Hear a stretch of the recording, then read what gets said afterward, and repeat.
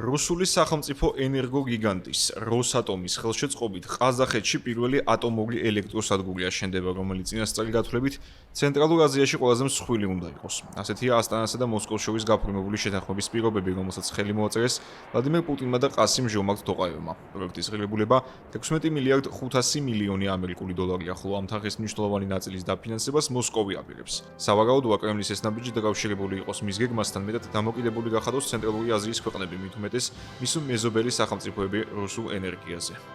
Есть все основания выделить энергетику в качестве очень... ყველანაირი საფუძველი გვაქვს გამოვყოთ ენერგეტიკა როგორც ორმხრივი თანამშრომლობის ყველაზე წარმატებული მიმართულება.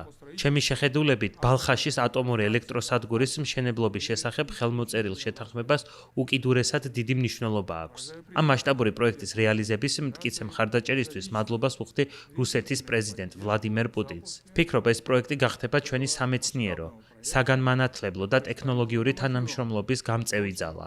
ასევე უზრუნველყოფს მომიჯნავე სფეროების განვითარებას. ბუნებრივია პირველ რიგში ეს ყაზახეთს ეხება. энергетики и индустрии в целом. Конечно же, речь идет прежде всего о Казахстане.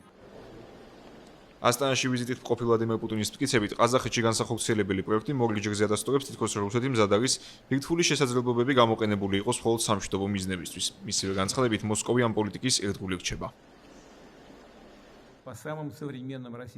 სადგურის ექსპლუატაციაში შეყვანა მნიშვნელოვან წვლილს შეიტანს ყაზახეთისთვის ენერგორესურსების დაზოგვის თვალსაზრისით. ასევე ხელს შეუწყობს მოსახლეობისა და დაწესებულების უზრუნველყოფას ხელმისაწვდომი და ეკოლოგიურად სუფთა ენერგიით.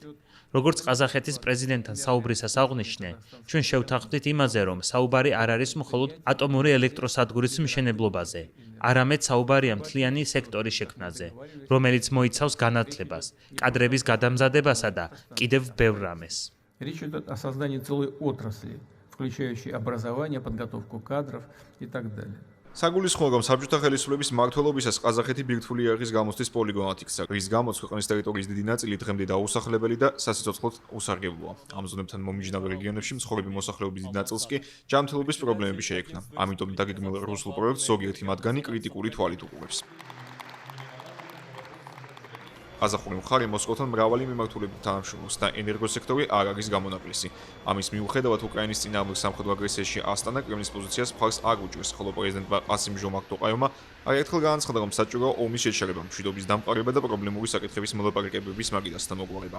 ვლადიმერ პუტინთან მჭიდრო პირადი თუ პოლიტიკური კავშირების მიუხედავად, კრემლის ლიდერმა როგორც ჩანს, ვერ დაითანხმა თავისი ყაზახი კოლეგა ეღიარებინა მოსკოვის მიერ ოკუპირებული უკრაინული ტერიტორიები, რომლებსაც რუსეთი ეგრეთ წოდებული დონეცკისა და ლუჰანსკის სახალხო რესპუბლიკებად ასახავს.